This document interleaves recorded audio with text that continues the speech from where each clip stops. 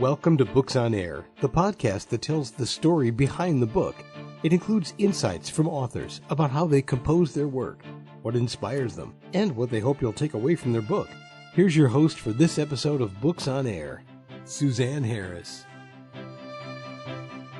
Welcome to the Books on Air podcast. I'm Sloan Fremont, filling in for Suzanne Harris. This is the podcast where listeners get the secret story behind every book. Joining me today is Janus Black, author of the book Enter the Huntress, an exciting sci-fi adventure story looking at the challenges of a relationship between a cyborg and a human. Janus, welcome to the Books on Air podcast. I'm so happy you're here. Oh, it's nice to be here. Well, why don't we start out by telling the audience just a little bit about yourself and what led you to write your book, Enter the Huntress? Yeah, well, I'm 80 years old. I just had my 80th birthday. Oh, happy birthday. Yeah, thanks. And I'm a martial artist. Okay. I still fight full contact on the mat. Oh, wow. I'm a second dan black belt in three martial arts. Uh-huh. In samurai sword fighting called Iato, and karate and aikido. And it's all combined. It's the techniques of the samurai warrior. So we fight with the sword and we fight barehanded without it, against the sword. So it's good fun. Wow, yeah, it sounds like it. Yeah.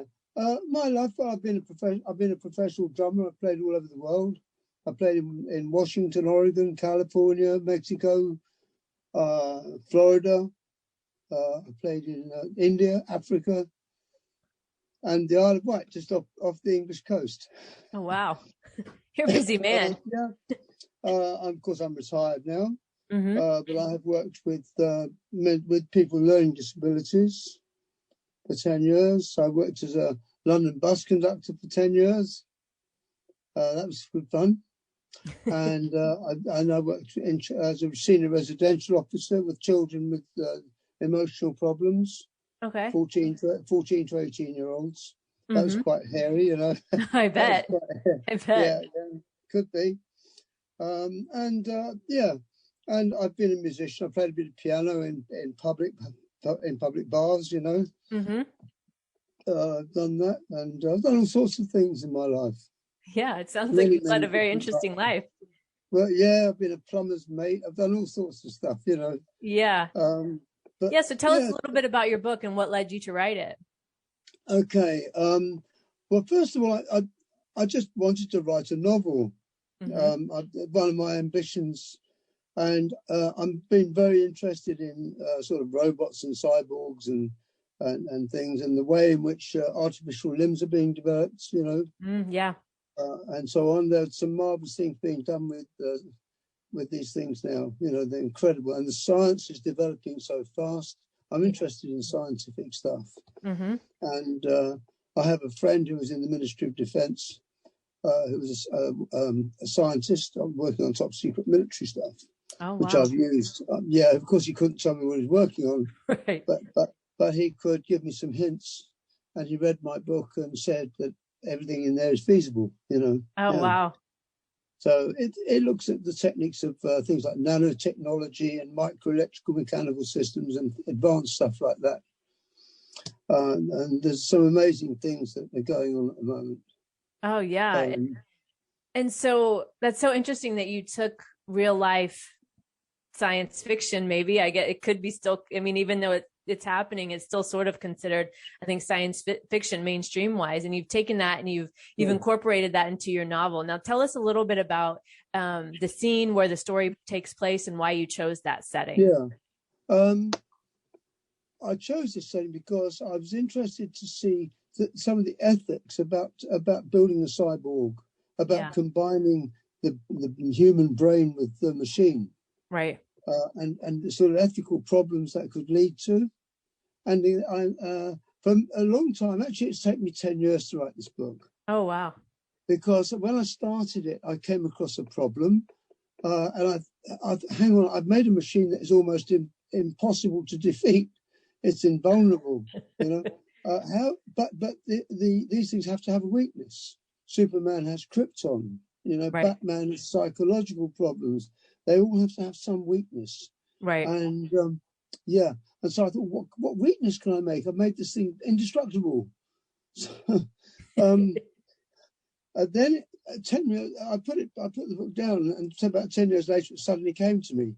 The big problem is going to be loneliness of this thing, because it's cut off from the human contact, physical contact, that is.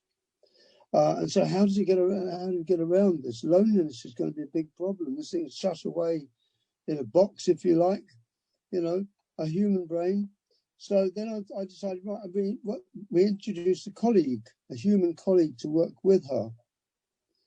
And that will help with this. She'll have companionship. Mm. And also, then there's the weakness. The weakness is not in the machine, but in the colleague. The colleague has a brother. Yeah. The colleague has a brother who is a gambling addict, and that's where the weakness is. Oh. And that's where the enemy hit in order to try and gain control over the machine through the brother. Yeah. The brother. Yeah. And so the story takes place in what country? Yeah, it starts off before she gets blown up. She gets blown up by an IED in Afghanistan. We have a special force called the SRR, Special Reconnaissance Regiment, where women work very closely with the special forces in the front line because of their specialized knowledge in reconnaissance and using special reconnaissance techniques and so on. And they go in disguised as women in with the natives and this sort of thing. So she's working with the SAS, the Special Air Service, which you've heard of. And she gets blown up by an IED. And all that's really left of her is her brain. Oh. And so she agrees to take part in an experiment where her brain is installed into a reconnaissance machine. And the reconnaissance machine has many attributes. One of the things it can do is it can change shape. Basically, it's a car, but it can change shape into other things. This is possible. There are materials now that can bend and twist. Yeah. Oh, wow. Yeah. So she can change in, for example, most of the action takes place in Colombia. Uh-huh. And drug cartels involved, Russians, the Russians who are trying to gain control of the machine, and drug cartels who are employed to do this by the Russians. And there are Nazis, because in South America, there are still pockets of Nazis. Okay. Who still live by the Nazi code. Okay. And there's evidence that after they escaped from Germany, they went to Argentina. There's evidence that there were nuclear experiments taken. They were doing nuclear experiments in Argentina.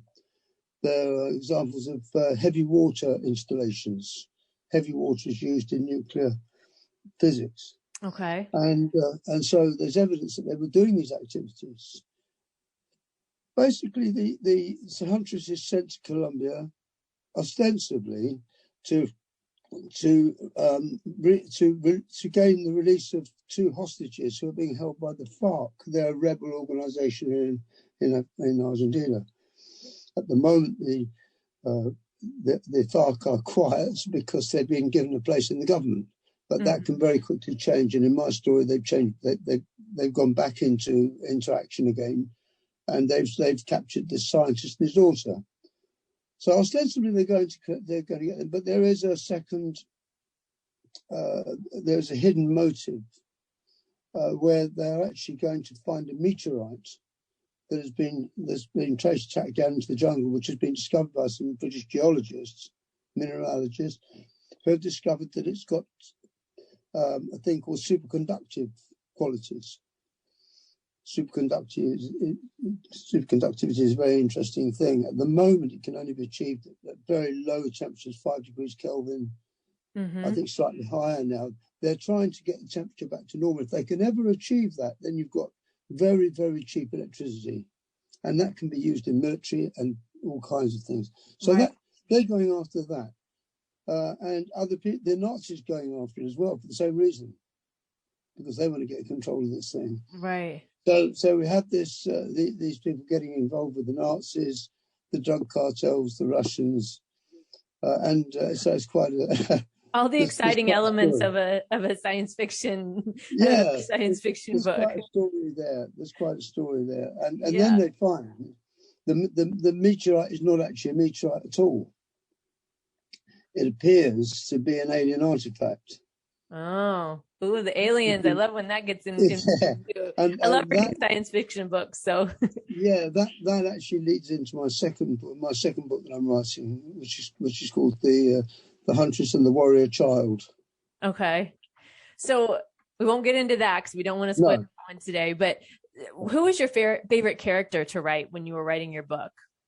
oh, definitely the Captain Hunter, Yeah, the girl. yeah, and so Because go ahead. so another thing is I like female heroines. Oh, okay, yeah, Yeah, I like to see a fighting woman. yeah, Yeah, yeah, I've always great affection for them. See too many men. What about the women? And right. she's a very gutsy woman. Yeah. And it seems like what the details you're describing, and I don't know a lot about these kinds of things with really what's possible with science and some of the different things that you've talked about. How did you research this? I know you mentioned you had a friend, but how did you find out about this kind of technology? A lot of it on Google and books, and reading up a lot of stuff. I read a very interesting thing in the National Geographic magazine. Have you heard of that? Yes. The National Geographic, yeah. Where they're doing, it's not very nice. They were doing an experiment with a monkey, and the monkey was put into a box with its arms pinned to its side, and it was fed by a remote arm that was controlled by its brain. The monkey's mind was controlling the arm to feed itself. Yeah. And that did that across the Atlantic with the machine in one part, the monkey in one part, and the machine in the other. So the monkey was controlling via satellites the movement of the arm in England from America. Yeah. Wow. So these things, amazing stuff. Prosthetics and so on, man, fascinating. Yes, definitely. And being able to incorporate that into your book and having those real elements of real possibilities, and then being able to bring that into a novel is amazing. I love the storyline. I love all the different elements that, like I said, make for an exciting book. And of course, the thing is, the very interesting thing is that with prosthetics, they can now make a prosthetic hand that can feel. It has sensitivity. And in my book, the machine has sensitivity. The machine can feel and sense things, and so it can feel the air around it. As a human. The temperature, and it can feel the ground under the tires, under the wheels, And the very interesting thing about it is that the motive power of the thing, it has not got an engine. It can't have, because it's going to change shape and do different things. It changes the shape of a snake. In one part of it, it changes because it's maneuvering through the jungle, through trees. It changes into the shape of a giant anaconda. Wow. And frightens the life out of the colleague, because the colleague sees it for the first time. What, He sees that Jane Hunter has changed into an anaconda. So the actual motive thing is very much like the way our muscles work, by expansion and contraction. And this is the same. This works on the same system, so that the molecules expand and contract. So this provides the motive. So this thing can work in any particular form. It can move like a snake, or it can create wheels and move on wheels. It can do all sorts of things, So yeah. Oh wow. And it's also has other capabilities. There is a material now that can be coated onto. They're experimenting with. It can be coated onto tanks and things that can deflect missiles. Wow. It actually ripples. Yeah. The coating ripples and it bounces it off. Yeah, it's in early stages of experimentation. Wow. Then there are materials that will twist and bend to electrical impulses. You can make this thing move, the material move around. Yeah. Very clever stuff. During the process of writing your book, what surprised you the most? What surprised me? I think the way it was developing, probably, because a lot of writers sit down and they write all the stuff out in rough. I don't do that. I just create straight from here, and the story develops in my head as I'm writing. I tend to do it that way. So I get surprised by myself sometimes. By your own creativity. Yeah. Right. Yeah. And I think, what's she doing now? Right. What would you say was the most difficult part to write about? Probably the ethics of the ethical problems that she comes up against, and the scientists come up against. Right. Because at one point, one of the other problems they have is that they have to try and give her some kind of light at the end of the tunnel. Yeah. That they did an experiment. They found that the subject got very depressed and eventually went mad. Mm-hmm. They are now working on DNA cloning, as you know. Right. They've done cloning.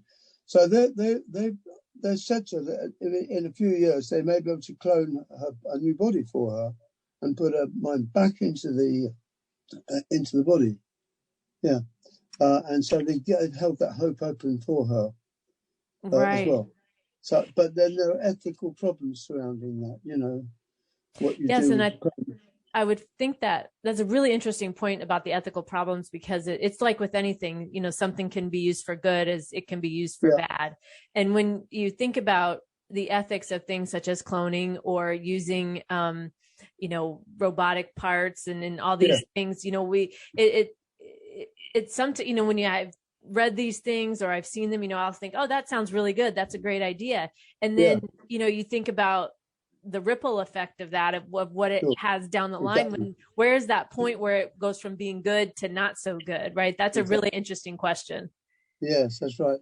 And then the interesting thing is also that they developed her sort of a romantic relationship. Yeah.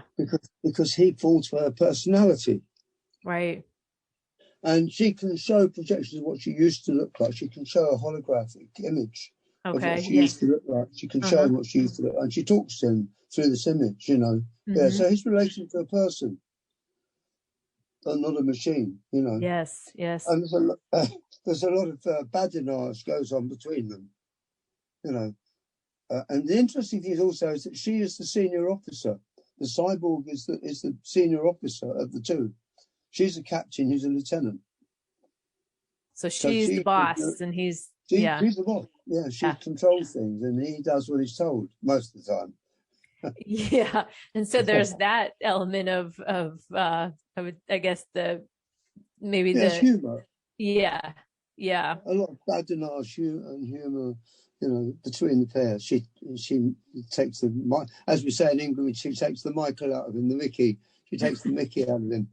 What does that mean? I'm not from England, so I don't know what that means. No, but it's the same. Taking the Mickey out of somebody is to make fun of them. Yeah. Okay, I see. So sometimes we say taking the Michael or taking the Mickey. Yeah. Okay. And the other thing about it is, no disrespect at all to the Americans, but so much of the action stories you see are American, not so much British. And I wanted to write something British. Yeah. With a British hero, Yeah. A British girl, Yeah. Right. Yeah. So, and so, tell us what you're most proud of about your book. Sorry? What are you most proud of about your book, or even about the writing process? The fact that I've written it. Right. Yeah. I mean, after 10 years, yes. Yeah, I mean, so many people say that they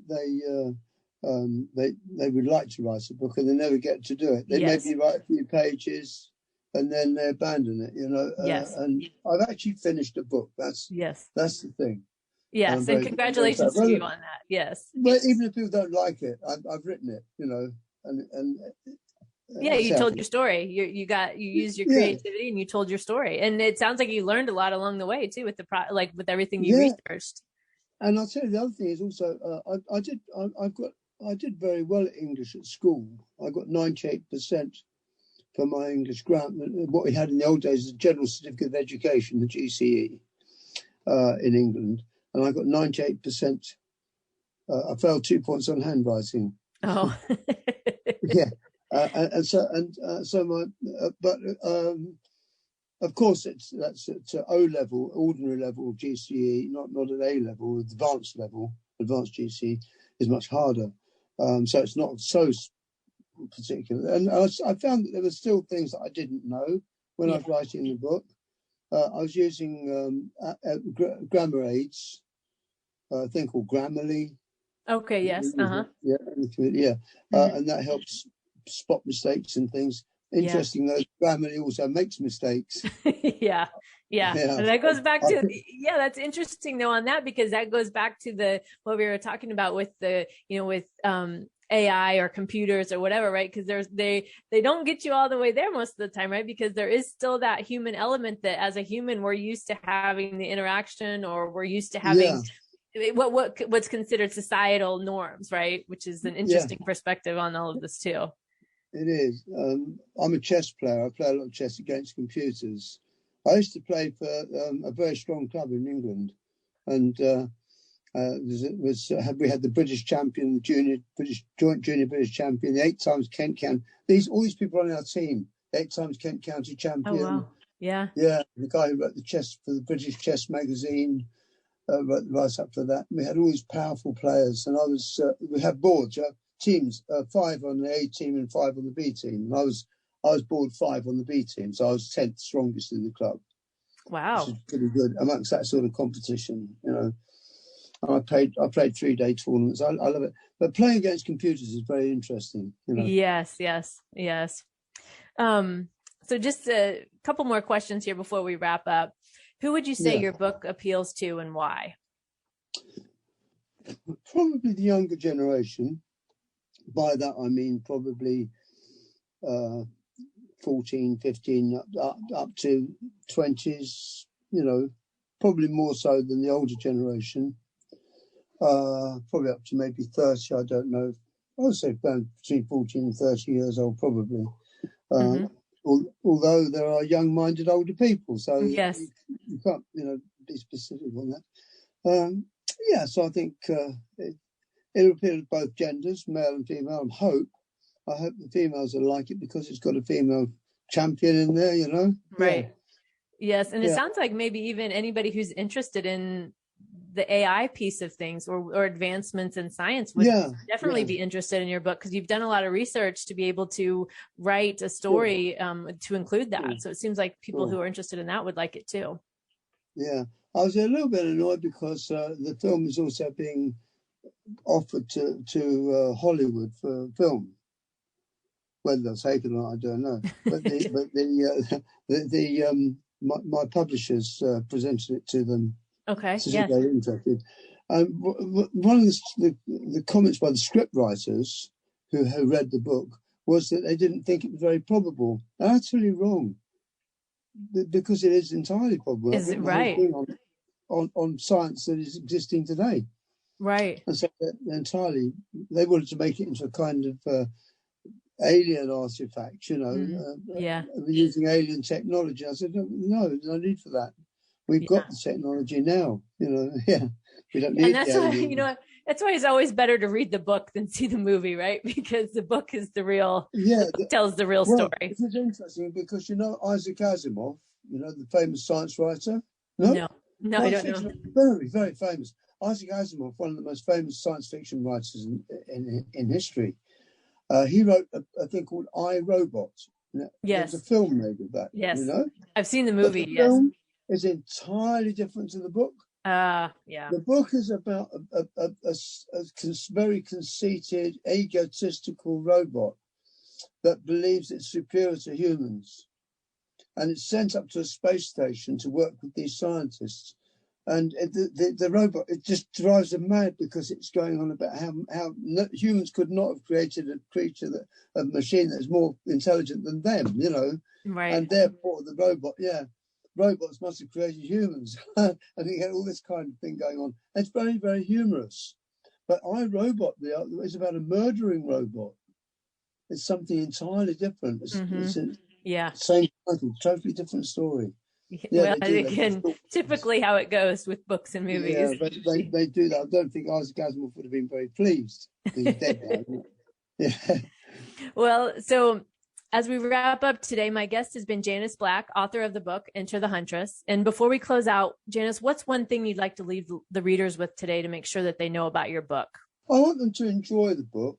I want it to give them pleasure. I want to find, to be exciting and interesting for them, and to remember it for that. But also, as I say, the ethical questions that it raises are very important. As science is going, and it will develop these things. I mean, we're halfway there now. You've got people who are half machine already. You've got. They're now looking at. They've actually created a guy who's got an implant in his head, and he can receive telephone calls and listen to the rate in his brain. Connects to the internet. His brain connects to the internet. And they're doing these cameras that will fit into the eye for blind people. Mm-hmm. That connects the optic nerve, and they can see. There's all this technology going on. Where's it going? And how advanced it's going to be. I think those are the sort of things I like the reader to pick up on. Yeah, and anything's possible. Yeah, it is. Yeah, I think so. The world is such an incredible place. Yeah. Yes. And mathematics raises questions that we can't answer. Yeah. Infinity, and try and imagine what infinity is. The human brain can't grasp it. Right.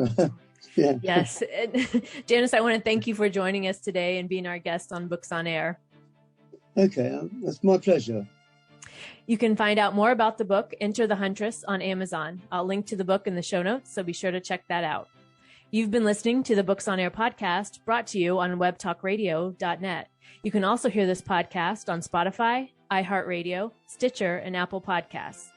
I'm Sloan Fremont, and I hope you'll join us for the next Books on Air podcast. Remember, you never know who's going to be here, and you never know what we're going to talk about.